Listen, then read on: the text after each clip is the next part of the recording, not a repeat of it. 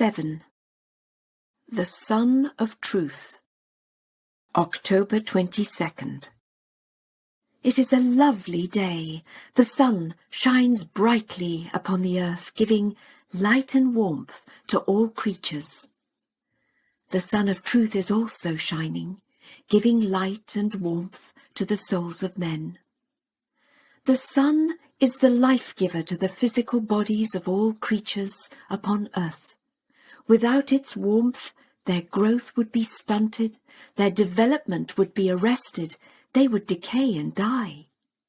Even so do the souls of men need the Sun of Truth to shed its rays upon their souls, to develop them, to educate and encourage them.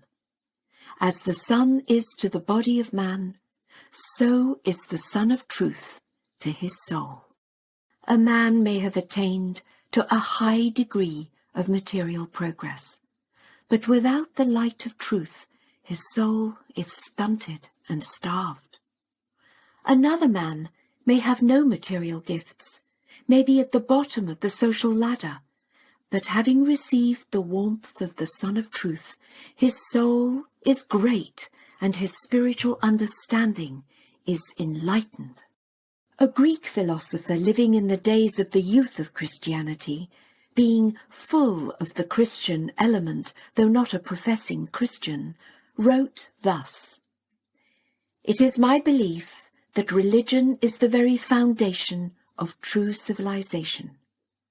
For unless the moral character of a nation is educated, as well as its brain and its talents, civilization has no sure basis. As religion inculcates morality, it is therefore the truest philosophy, and on it is built the only lasting civilization." As an example of this, he points out the Christians of the time, whose morality was on a very high level. The belief of this philosopher conforms to the truth, for the civilization of Christianity was the best and most enlightened in the world. The Christian teaching was illumined by the divine Sun of Truth. Therefore its followers were taught to love all men as brothers, to fear nothing, not even death, to love their neighbours as themselves, and to forget their own selfish interests in striving for the greater good of humanity. The grand aim of the religion of Christ was to draw the hearts of all men nearer to God's effulgent truth. If the followers of the Lord Christ had continued to follow out these principles with steadfast faithfulness, there would have been no need for a renewal of the Christian message, no necessity for a reawakening of his people, for a great and glorious civilization would now be ruling the world, and the kingdom of heaven would have come on earth. But instead of this, what has taken place?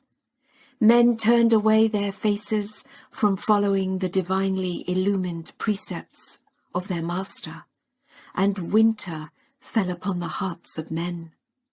For as the body of man depends for life upon the rays of the sun, so cannot the celestial virtues grow in the soul without the radiance of the Sun of Truth. God leaves not his children comfortless, but when the darkness of winter overshadows them, then again he sends his messengers, the prophets, with a renewal of the blessed spring. The Sun of Truth appears again on the horizon of the world, shining into the eyes of those who sleep, awakening them to behold the glory of a new dawn. Then again will the tree of humanity blossom and bring forth the fruit of righteousness for the healing of the nations. Because man has stopped his ears to the voice of truth and shut his eyes to the sacred light, neglecting the law of God, for this reason has the darkness of war and tumult, unrest and misery desolated the earth. I pray that you will all strive to bring each child of God into the radiance of the Sun of Truth, that the darkness may be dissipated by the penetrating rays of its glory, and the winter's hardness and cold may be melted away by the merciful warmth of its shining.